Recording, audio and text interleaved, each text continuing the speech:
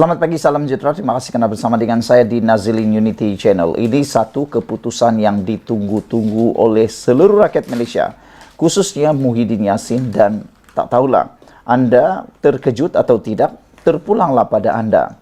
Ini semua berkaitan dengan kes yang mana membabitkan Muhyiddin Yassin. Dalam berita ini, perbicaraan rayuan pembebasan Muhyiddin akan dibuat pada 28 Februari tahun 2024. Persoalan besar kita pada pagi ini ialah, adakah Muhyiddin Yassin akan dibebaskan sekali lagi di dalam pertuduhan beliau? Kerana sebelum ini yang perlu seperti yang kita tahu, Muhyiddin telah pun dibebas dan dilepaskan daripada beberapa pertuduhan yang sebelum ini beliau hadapi. Namun, beliau masih menghadapi beberapa lagi kes dan pendakwaan yang membabitkan beberapa kesalahan ataupun dakwaan. Itulah yang kita ingin persoalkan. Adakah beliau akan bebas untuk kali ini ataupun beliau akan terpaksa menghadapi pendakwaan tersebut? Mahkamah Rayuan menetapkan 2 hari mulai 28 Februari tahun depan untuk mendengar rayuan pihak pendakwaan terhadap keputusan Mahkamah Tinggi yang membebaskan dan melepaskan Muhyiddin Yassin daripada 4 pertuduhan rasuah dan salah guna kuasa membabitkan RM232.5 juta berhubung projek Jana Wibawa. Saudara-saudara sekalian, keputusan yang mana telah membebaskan Muhyiddin Yassin dalam pertuduhan rasuah dan salah guna kuasa membabitkan 232.5 juta itu rupa-rupanya tidak berdiam begitu saja. Bukan berlalu begitu sahaja, tetapi pihak pendakwaan telah pun membuat rayuan untuk mengembalikan semula kes tersebut di mahkamah. Tarikh pendengaran itu ditetapkan ketika pengurusan kes hari ini di hadapan Timbalan Pendaftar Mahkamah Rayuan Muhammad Khairi Harun yang menetapkan 28 dan 29 Februari untuk mendengar rayuan pihak pendakwaan. Mahkamah turut mengarahkan pihak pendakwaan dan pasukan pembelaan Muhyiddin untuk memfailkan penghujahan masing-masing sebelum 26 Februari tahun 2024. Pada 15 Ogos lalu, Mahkamah Tinggi Kuala Lumpur membenarkan permohonan Muhyiddin untuk membatalkan pertuduhan menggunakan kedudukannya untuk mendapatkan suapan berjumlah RM232.5 juta untuk bersatu. Hakim Muhammad Jamil Hussein membuat keputusan itu setelah mendapati pertuduhan ke atas bekas Perdana Menteri itu adalah cacat, tidak berasas dan kabur serta tidak selaras dengan kanun tata cara jenayah. Katanya pertuduhan itu tidak mendedahkan butir-butir yang mencukupi mengenai kesalahan yang didakwa mengikut Akta SPRM 2009. Justru tertuduh tidak dapat menyediakan arahan seterusnya atau selanjutnya kepada peguam yang mewakilinya. Pihak pendakwaan kemudian memfailkan notis rayuan pada hari yang sama. Pengurusan kes hari ini diadakan di hadapan Timbalan Pendaftar Mahkamah Rayuan Muhammad Khairi Harun. Sementara itu, bernama melaporkan Timbalan Pendakwa Raya Wan Saharuddin Wan Aladin sebagai berkata, Mahkamah Session telah menetapkan 29 November untuk mendengar rayuan pihak pendakwaan. Ini bagi mendapatkan perintah penangguhan sementara prosiding bagi 3 lagi pertuduhan yang dihadapi bekas Perdana Menteri itu di bawah Seksyen 4 dalam kurungan 1 Akta Pencegahan Pengubahan Wang Haram, Pencegahan Pembiayaan Keganasan dan hasil daripada aktiviti haram 2001 sementara selesai rayuan di Mahkamah Rayuan. Muhyiddin, 76 tahun, didakwa menggunakan kedudukannya sebagai Perdana Menteri ketika itu dan Presiden bersatu untuk mendapatkan suapan daripada 3 syarikat, iaitu Bukhari Equity Sdn Berhad, Nepturis Sdn Berhad dan Mamfur Sdn Berhad, dan juga daripada Azman Yusof untuk parti itu. Dia didakwa melakukan perbuatan itu di Pejabat Perdana Menteri Bangunan Perdana Putra Pusat Pentadbiran Kerajaan Persekutuan di Putrajaya antara 1 Mac 2020 dan 20 Ogos 2021. Selain 4 pertuduhan itu, Muhyiddin juga menghadapi 2 pertuduhan menerima hasil daripada aktiviti menyalahi undang-undang berjumlah RM195 juta ringgit daripada Bukhari Equity yang didepositkan ke dalam akaun CIMB Bank Bersatu. Sekian dulu untuk kali ini. Jangan lupa tinggalkan komen anda. Sila tekan butang subscribe. Malaysia kita punya, kita jaga sama-sama, cintai Malaysiaku. Bye-bye. Selamat pagi, salam sejahtera. Terima kasih bersama dengan saya di Nazilin Unity Channel. Sekali lagi kita digemparkan dengan satu laporan dan satu ulasan yang menarik perhatian kita dalam bidang politik. Baru-baru ini kita digemparkan dengan keputusan mahkamah membatalkan keputusan pilihan raya untuk kerusi Parlimen Kemaman. Semua ini dikaitkan dengan adanya wujud unsur rasuah dalam pilihan raya, dalam kempen pilihan raya tersebut. Ini menyebabkan mahkamah telah mengambil keputusan membatalkan keputusan tersebut. Dan sebelum itu juga ada satu juga kawasan di ahli parlimen yang dimiliki oleh PAS turut dibatalkan kemenangannya walaupun telah pun dipertandingkan baru-baru ini juga kerana dikaitkan dengan unsur rasuah yang melibatkan kempen dalam pilihan raya tersebut. Dan oleh sebab itulah kita tertarik dengan satu ulasan daripada negaramerdeka.com yang mana timbalan Ketua Polis Negara sendiri mengatakan ataupun membuat satu kenyataan yang luar biasa, iaitu tiada derma, tiada sedekah yang haram, jelas tetap haram, kata Ayub Khan menemplak. Lebay PAS cuba cipta fatwa baru tentang rasuah.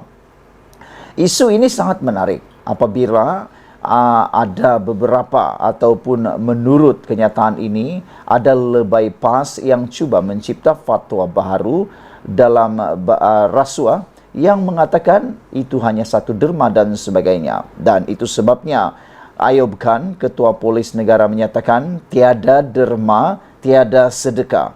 Yang haram, jelas tetap haram. Itu mudah untuk kita fahami. Rasuah tetap rasuah, haram tetap haram. Kalau sudah terjadi, ianya tetap haram dan tiada yang boleh dikatakan atau terkecuali daripadanya. Kata Ayub Khan, jangan keluarkan fatwa baharu dalam apa keadaan sekalipun.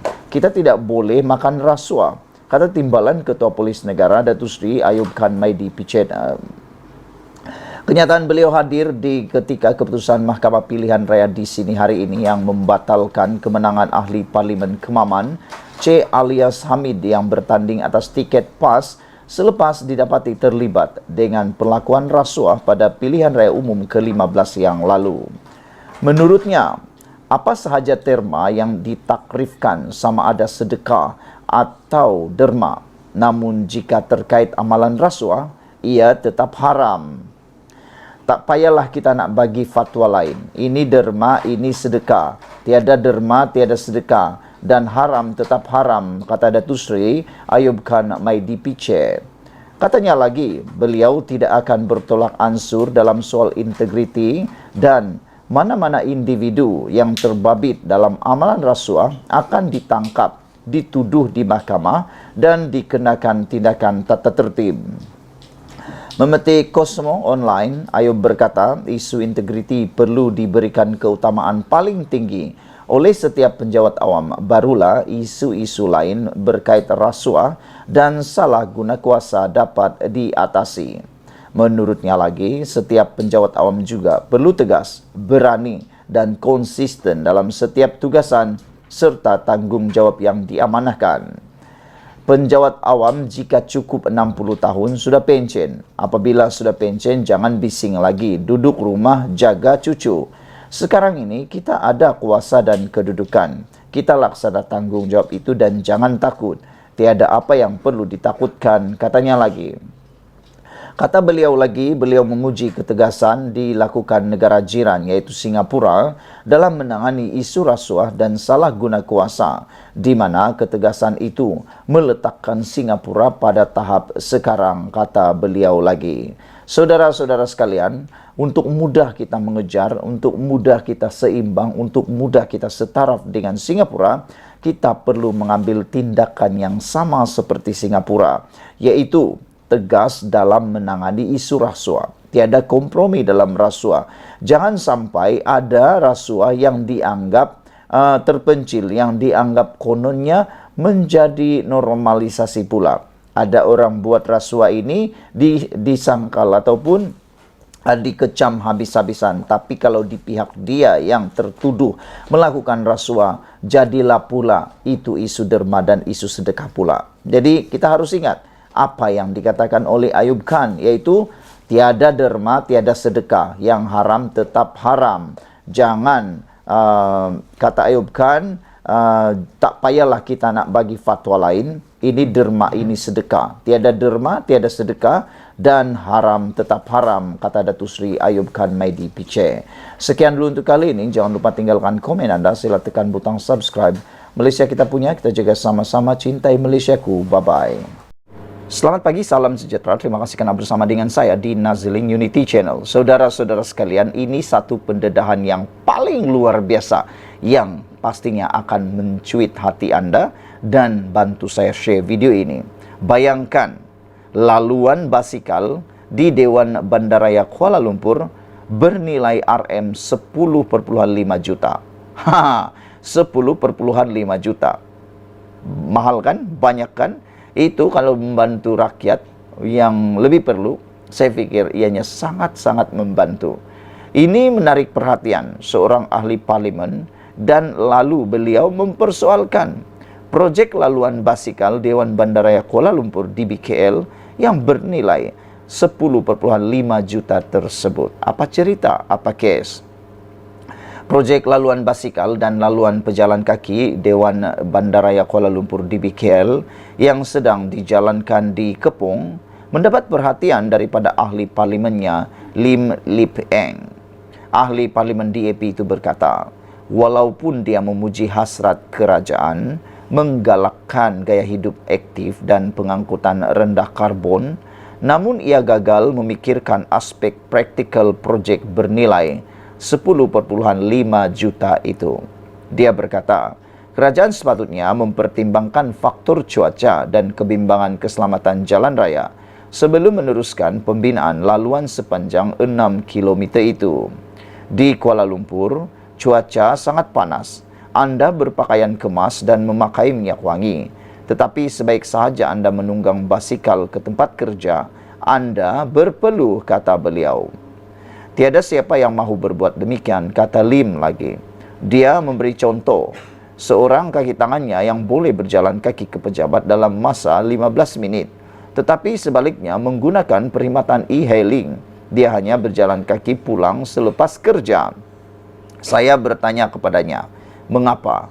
Dan dia berkata, berjalan ke pejabat membuatnya dia berpeluh, kata Lim. Mungkin gaya ini mungkin ditiru sebahagian daripadanya ialah cara hidup di Jepun yang suka berbasikal dan berjalan kaki. Tetapi harus kita ingat, di Jepun cuacanya sejuk. Di Jepun cuacanya tidak seperti di Kuala Lumpur.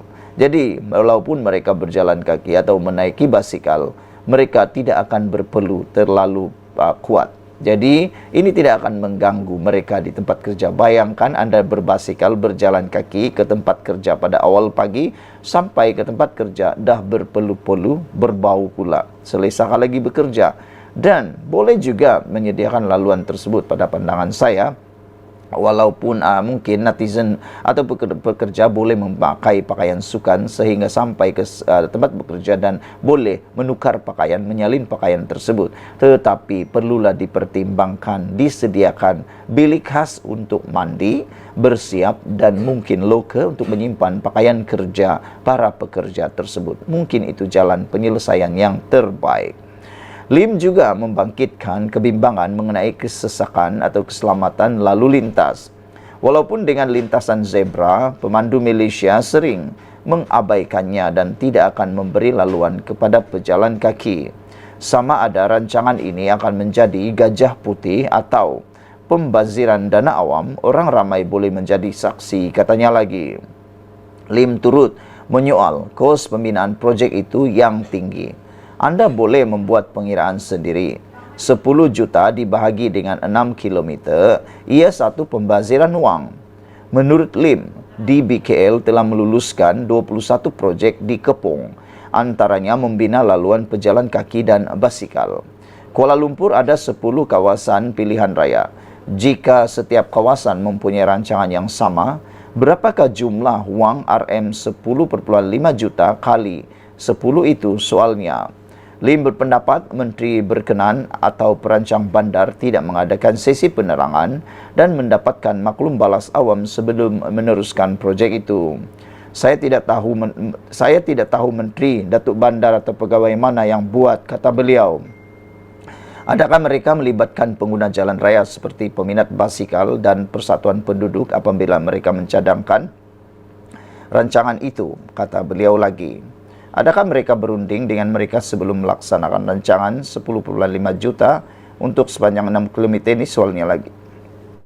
Lim berkata demikian semasa sidang media pagi tadi di tapak projek berkenan yang turut sama menjemput kehadiran pegawai DPKL dan perunding projek untuk memberi maklum balas.